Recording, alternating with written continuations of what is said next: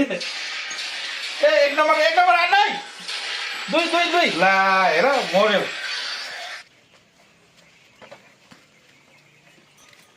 हेर बाख्रालाई घाँस पनि हालिरहेको नि के गर्छन् घाँस घाँस भएको पनि हाल्न हाली बसिरहेको रहेछ नि हौ हरामी साला वरि फोनमा के गर्छ काटिरहेको घाँस पनि हाल्नु सक्दैन नि हौ यसलाई पनि म खै बनिसकेँ ल कहाँ गयो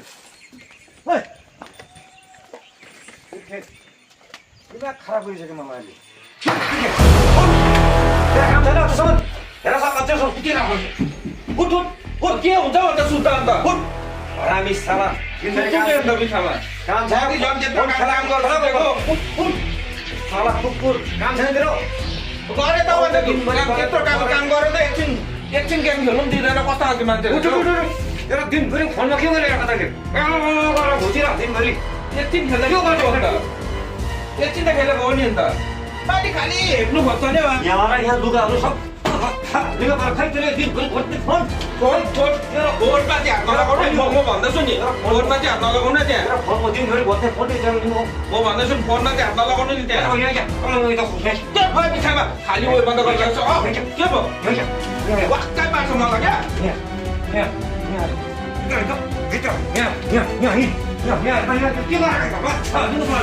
गर्यो यो हात चाहिँ नलगाउनु है मलाई ल हात चाहिँ नलगाउनु है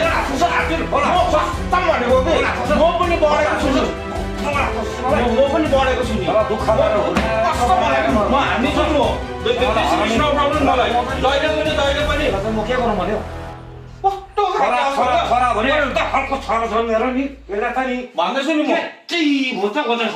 भन्दैछु नि दिमाग खराब भन्दैछु नि बेसी होइन त्यहाँ बेसी सुन्दैनस् चुप गरेर बस्यो भनेको सुन्दैनस् कहिले चुप गरेर ए सर आउनुपर्छ बस्नु ए हुन्छ होइन के को हल्ला हो बिहानमा दिउँसै तपाईँहरू त चिलमचिले तँ फेरि यत्रो पढेको भन्छ बाउसँग त्यस्तो सर हेर्नु न खालि मलाई मात्रै ङ्याङ जति बेला ङ्याङ मात्रै गर्नुहुन्छ बाबाले अन्त बाउले कराउँछ नि तैँले पनि त्यत्रो पढेको मान्छे किन बाउसँग त्यसरी ठाटोडै बाँच्छ यसले बुझ्दैन नि त हेर्नु तपाईँले पनि बढेको छोरालाई कहिले पनि त्यसरी हातहरू हालेर नसम्झाउनु तैँले पनि किन बाउलाई बाजिरहन्छ बाउसित तैँले मुखामुख किन लागिरहन्छ होइन खासमा चाहिँ के को लागि तपाईँहरू झगडा होइन खासमा चाहिँ यस्तो भएको कि यसले दिनभरि काम गर्दैन मोबाइल ल्याएर दिनभरि घरमा थालिङै हुन्छ मोबाइल मात्रै खेलाकै गर्छ त्यसको लागि चाहिँ मैले भनेको यसलाई हेर मोबाइल खेलाउनु ठिक हो मोबाइल नखेला भनेको होइन तर सही मोबाइलको सही युज गर न तिमीहरू अहिले त पढे लेखेको केटाहरू छौ तिमीहरू मोबाइलको सही युज गर गेमहरू खेल्छौ गेम खेल्नु पनि यसको एउटा लिमिटेसन राख्नुपर्छ तर त्यो मोबाइलमा गुगलमा हेर तिमीहरूले अहिले मोबाइलले के तिमीहरू एउटा पढेको नानीहरूलाई तिमीहरूले कुनै क्वेसनहरू सकेन भने त्यहाँ सर्च गरेर हेर भएन तिमीहरूले आउने अब उयसको 2-4 जानकारी गभर्मेन्ट उयसकोहरू हुन्छ त्यसको एप्लाईहरू अनलाइन एप्लाईहरूको फर्ममा अब त्यस्तोहरू खोज राम्रो चिज नखेलाउ भनेको होइन नकारात्मक उयो छैन मोबाइलको तर खेलाउनेले सही युज गर्नु पऱ्यो नि त मोबाइलको र धेरै अब मुख नलाग्दो पनि होइन तपाईँले पनि सम्झाउनु राम्रोसँगले त्यसरी हातापाहरू बढेको छोराहरू छ यस्तो हुनाले के हुन्छ भन्दा सुन त तँलाई भन्छु तपाईँ त अलिक पाको मान्छे यसरी झगडा पऱ्यो भने आपसमा झगडा भयो कुनै दिन रिसको कुनै सीमा हुँदैन हातापात भइरहेको छ त्यो मोबाइल त खेलाउँछौ त तिमीहरूले सामाजिक सञ्जालतिर हेर त त्यहाँनिर बाउ छोरा काट भएर मारेकोहरू